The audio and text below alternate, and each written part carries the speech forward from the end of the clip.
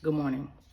So I went to bed kind of late, and as I laid down, like God really put something on my heart, and I wanted to share it then, but I'm like, you know what? I'm not gonna wake them up. So here it is, and I did write it down in my notes. You're wondering why you don't feel fulfilled. You wonder why it feels like something is missing. The missing piece is God. And let me explain that for you. He's waiting for us to give him permission to fill those voids and to anchor our purpose in our hearts. That's what he's waiting for us, right? If you're wondering why it hasn't happened yet, but when you spend your days being fed by the world's problems, what the world is dealing with, and that's all you're taking in, right? You hear it, you're reading it, you're talking about it, and if that's all that you're getting fed by, it's kind of like what they say about nutrition and health, that if you just eat a healthy meal, a good meal, like what you're supposed to eat maybe once a week, but everything else is junk, that's going to start to show. It's going to start to show in your body with your health. So it's the same thing with our relationship with God.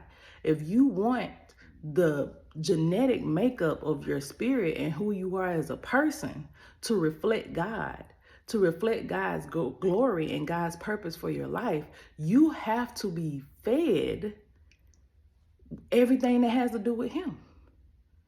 And no, I'm not saying you have to, go around and act like a Bible thumper or whatever they call them, but you should consult God on things. You should not limit God to, okay, I'm going to take this 15 minutes when I get up in the morning, and that's my time I spend with God. What about during your lunch break? What about when you're riding in the car? What about when you got some downtime and you're just scrolling on social media? All of those are times where you can be getting fed. You can be talking to God. You can be spending time with him to grow that relationship, because that growth, that's what's going to fill that void. Spending time with him and letting him speak to you and let him minister to you, to your spirit, that's what's going to nurture that he has already planted inside of you. So you don't have to go the rest of your life feeling empty, feeling like, why am I here? If you just take the time to dedicate to God, to things that are of him. And here's the thing I love about God. It doesn't have to be in any special way. You don't have to do it as a ritual. You don't have to make sure that the pillows are arranged a certain way. You don't have to make sure you have certain music playing. He just wants your time, because he knows our heart, right? So he already know, you know what? She just took that time while she was walking to the mailbox to thank me for blessing her and ask me to speak to her on a decision that she had to make. That's all God is really concerned about. Acknowledge him. Give him permission to let his glory show in your life. That's all he wants from us. So that just blessed me so much, y'all. It was about 3 o'clock in the morning, I think. But it blessed me so much, because even myself, just sometimes you have those moments, you're like, I feel like I'm, the mouse on the wheel, or the hamster on the wheel. Everything just keeps turning. Your life has become robotic, and you feel like it shouldn't feel like this. There should be more of a yearning in my life. And I feel like it's at those moments I have to reassess myself and say, what have I been feeding myself?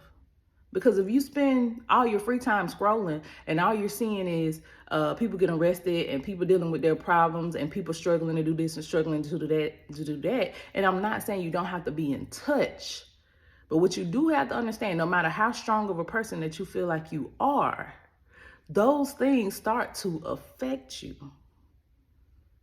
They start to weigh on who you are as a person and how you see the world. So you take your 15 minutes a day and you're saying, Lord, I trust you and I believe in you and I have faith in you.